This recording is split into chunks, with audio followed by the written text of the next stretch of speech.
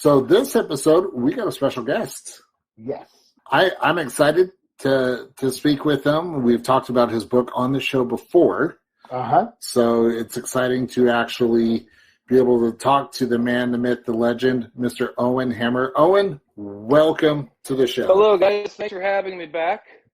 Absolutely. It's great to be back, which is a weird thing to say when you're in your living room again. But thanks for having me back. It's good to see both of you. That Star Wars collection is pretty fantastic, I might say. Yeah, that is every vintage figure, including some custom figures. That's the level of geekery I'm at, so adjust your computer accordingly. Making a story about the story of the Universal monsters would make a really cool story. One of the two things that inspired Von Bach is I was listening to the radio, and they were talking about a lawsuit where Bela Lugosi Jr. was suing over a plastic model kit that featured the image of his father as Dracula. Universal licensed the model kit, the image of Bela Lugosi as Dracula, but they didn't own the image because they don't own derivative uses of Bela Lugosi's face. The Lugosi family owns that, and the Lugosi family won. But I thought, what if Dracula, the actual guy, showed up and sued everybody? Sued the Lugosi family, sued Universal, sued the model kit maker. This is the complete Von Bach. It was released as 7 20-page comic books. This is a complete graphic novel with bonus art, a new introduction by Kevin Van Hook. It's available as an ebook and as a paperback. Written by me with art by Mariano Navarra and Hernan Cabrera. And do not underestimate the difficulty of finding good artists to draw your graphic novel. The overlap between good artists and people willing to work with a first-time writer is so tiny, it might just be Mariano and Hernan and nobody else. So as you can see, this thing came out looking fantastic. It's the right combination of realism and cartooniness, and the characters' expressions are fantastic. You'll notice the characters have different expressions on every panel based on what they're feeling. If you look at comic books, you'll see that a lot of artists, a lot of professional artists, can't even do that. You go to hammercomics.com, that's hammer-comics.com. I'm going to find who owns hammercomics.com without the dash, and the hammer's going to come down. But Von Bach had started off as a stage play. I adapted it into a graphic novel script, which was 100 times harder than I ever would have imagined. And I sent them the script, and I think that they were just kind of like, who is this guy? Owen Hammer. Probably not even his real name. This book would never exist without Mariano Hernan. I can guarantee you that. It's kind of like a facsimile of a horror story.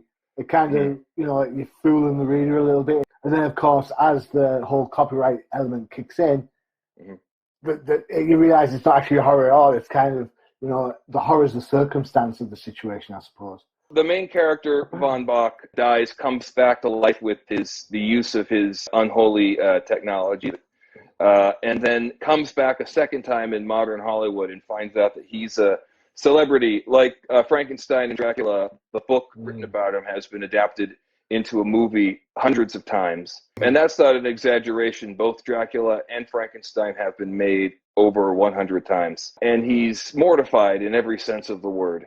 And he sues them, and this is the kind of story where you don't know what direction it's going to go into. This is the main character, Mina, is imagining them as an angry mob chasing them with torches and pitchforks. For those of you who buy the book, take the time to read all the signs, zoom in as far as you can. It's all things that have been said to me. Danish is only for the clients. Excellent. Yeah. There's a lot in Von Bach, so buy it twice so you can read it twice. I quite like this one. This one's probably my favourite.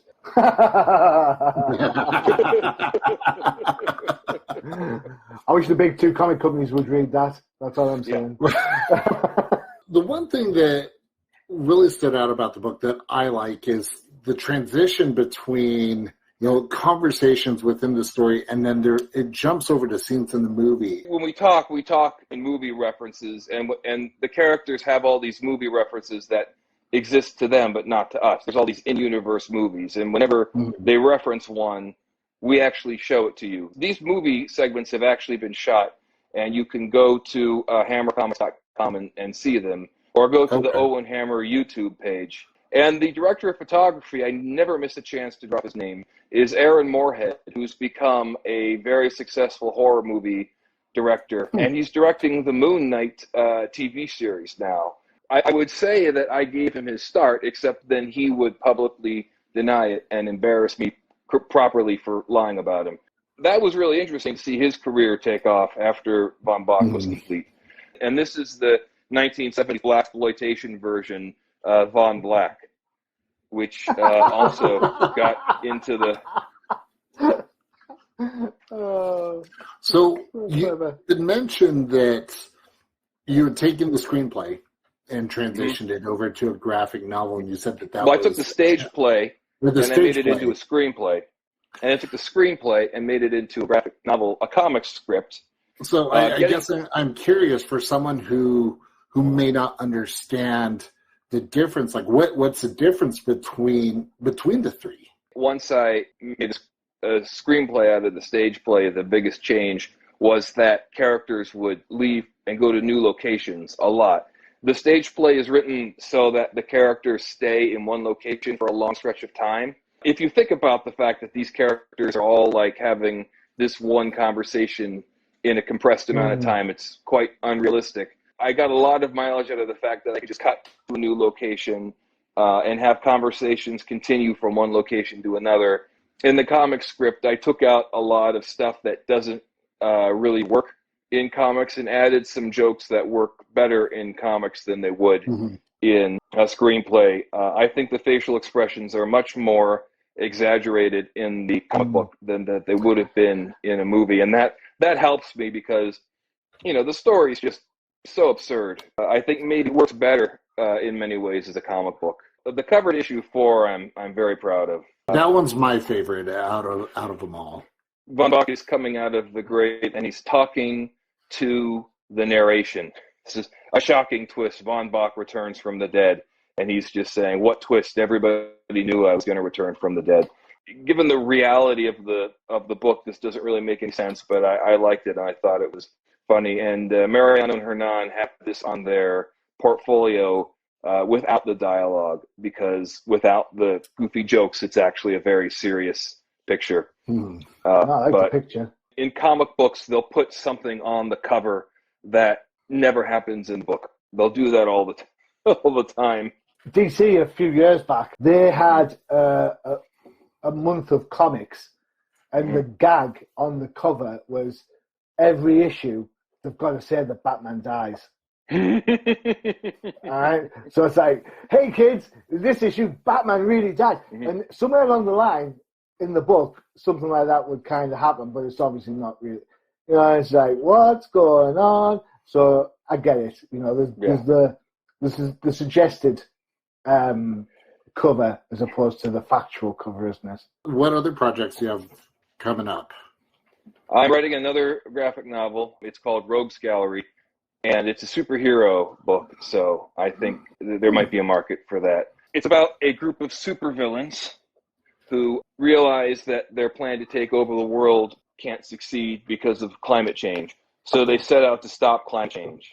And the heroes are kind of ambivalent because they're trying to figure out, like, should we stop them? Should we stop them, like, just up to a certain point?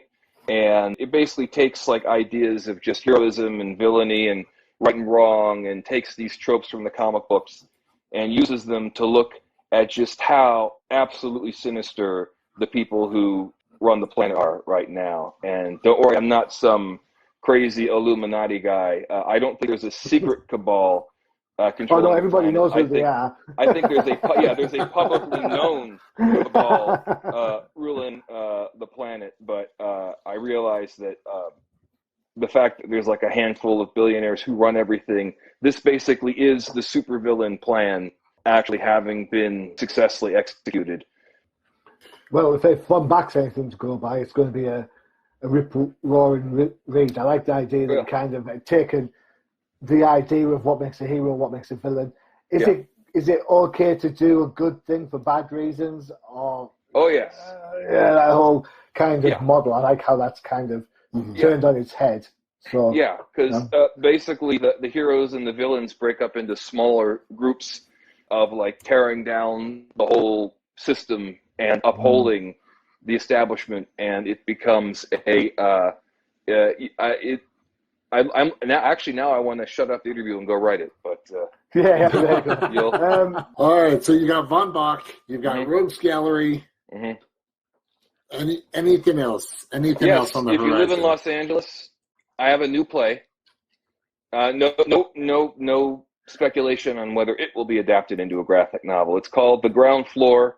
It was supposed to have been produced last year, then the pandemic happened. We're going to see what happens to theater in LA if the theater's open, if we can do it. But I pretty much finished the script when the pandemic happened, and it's about a small town sheriff who has to solve the mystery of how an entire house disappeared.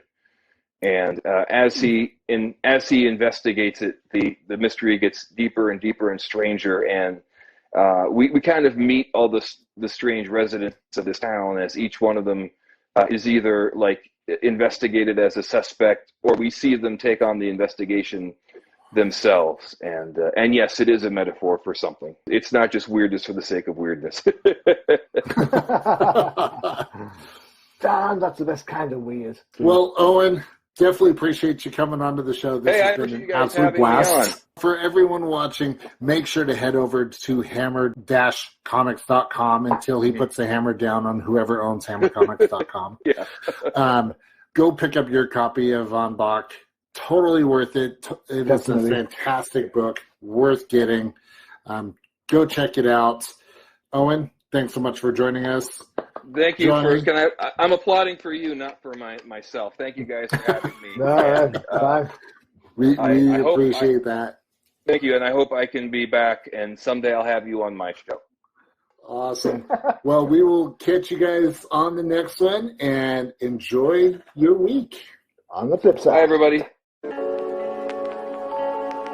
Visit undercovercapes.com for the latest and greatest podcasts via the Undercover Capes Podcast Network. Also visit our parent company website, comiccrusaders.com, all about comic pop culture.